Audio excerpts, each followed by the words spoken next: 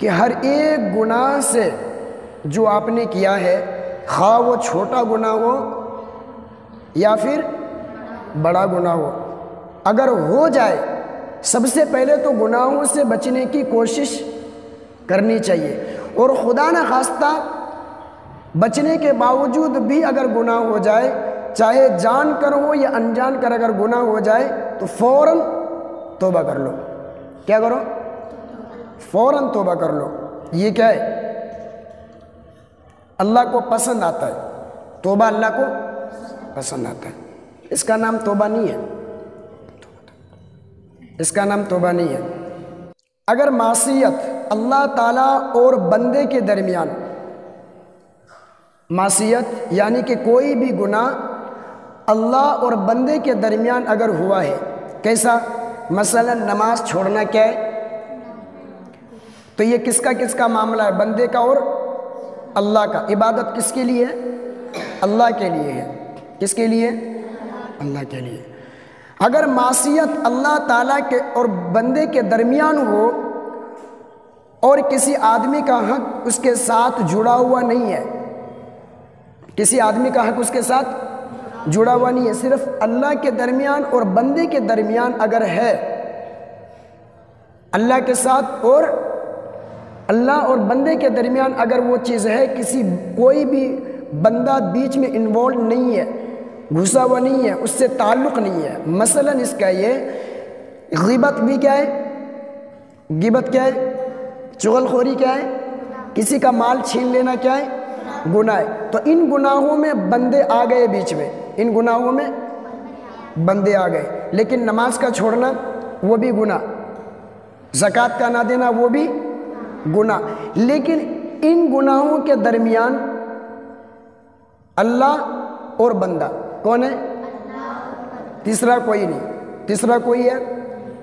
وہی بات بتایا جا رہا ہے کہ معصیت اگر بندے اور اللہ کے درمیان ہو، بیچ میں کوئی کسی کا حق وابستہ نہ ہو، کوئی آدمی نہ ہو یا کوئی شخص نہ ہو، تو پھر ان کے لیے توبہ کی 3 شرائط ہے۔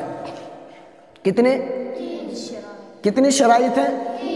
نمبر 1 کہ جو کام وہ کر رہا ہے، جو گناہ وہ کر رہا تھا یا کر رہا ہے، نمبر 1 اس سے باز آ جائے۔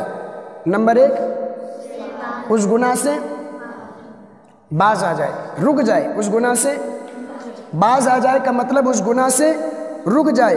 دوسرے یہ کہ اپنے کیے ہوئے پر پچھتاوا ہو، جو گناہ اس نے کیا ہے اس گناہ پر پچھتاوا ہو، جو گناہ وہ کر رہا ہے اس گناہ سے رک جائے۔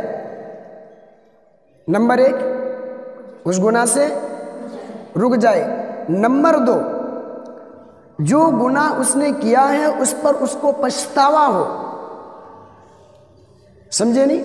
اور تیسرا یہ پکا ارادہ کر لے کہ آج کے بعد یہ گناہ کبھی نہیں کروں گا۔ سمجھے بات؟ یس۔ مثال کے طور پر کوئی آدمی اگر شراب پی رہا ہے، سب سے پہلے تو وہ شراب پینے سے رک جائے، سب سے پہلے شراب پینے سے رک جائے۔ نمبر 2 وہ جو شراب اس نے پیا تھا اس پر اس کو پچھتاوا ہو کہ یار میں نے کیوں پیا، اور اللہ سے گڑ گڑا کر اس کی معافی مانگے، اور آئندہ کے لیے یہ پکا ارادہ کر لے کہ آج کے بعد میں کبھی شراب نہیں پیوں گا۔ یہ 3 شرطیں ضروری ہے۔ کیا جی؟ یہ 3 شرطیں۔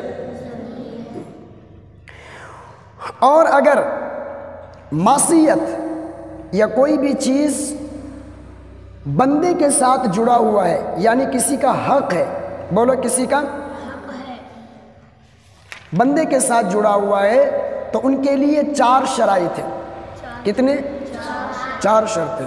4 یہ 3 شرطیں تو ہیں۔ اب بندے کا میں نے بتایا نا، بندے کے ساتھ وابستہ کیسے ہوگا؟ ایک ہوتا ہے بندے اور اللہ کا تعلق، بندے کا تعلق اور اللہ کا تعلق، بیچ میں کوئی نہیں۔ ایک وہ گناہ ہوتا ہے جو اللہ، بندہ اور بیچ میں بھی کوئی ایک ہوتا ہے۔ مثلا میں نے کسی کا مال ناحق کھا لیا، تو کیا معافی مانگنے سے میرے گناہ معاف ہو جائیں گے؟ گناہ معاف تو ہو جائیں گے لیکن اگر وہ مال واپس نہیں کریں گے اس کی سزا الگ ملے گی۔ تو یہاں پر چوتھا شرط یہ ہے کہ مال بھی واپس کرو، مال بھی، توبہ بھی کرو، پکا ارادہ بھی کرو کہ آج کے بعد نہیں کروں گا، اور ایسے کام سے وہ رک بھی جائے۔ سمجھے نہیں؟